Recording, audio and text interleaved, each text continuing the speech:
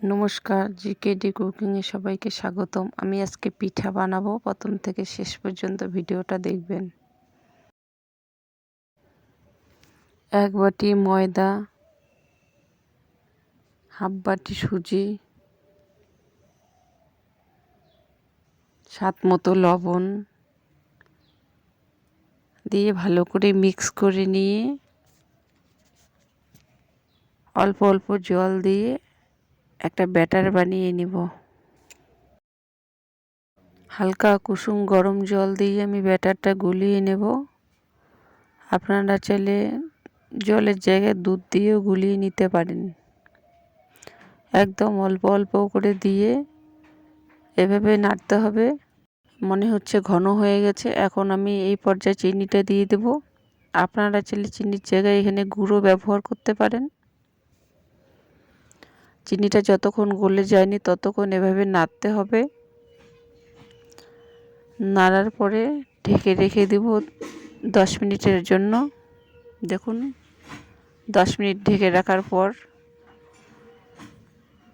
ব্যাটারটা কতটা ঘন হয়েছে। বেশি ঘনও না পাতলাও না। এদিকে কড়াইতে ভাজার জন্য তেল দিয়ে দিয়েছি।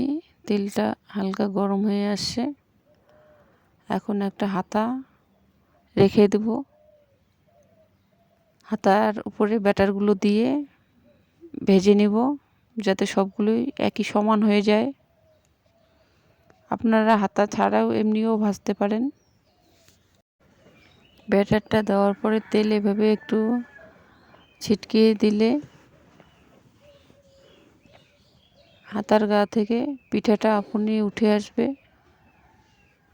দেখুন এই যে পিঠাটা উঠে আসছে। এখন উল্টিয়ে পাল্টিয়ে ভেজে নিতে হবে।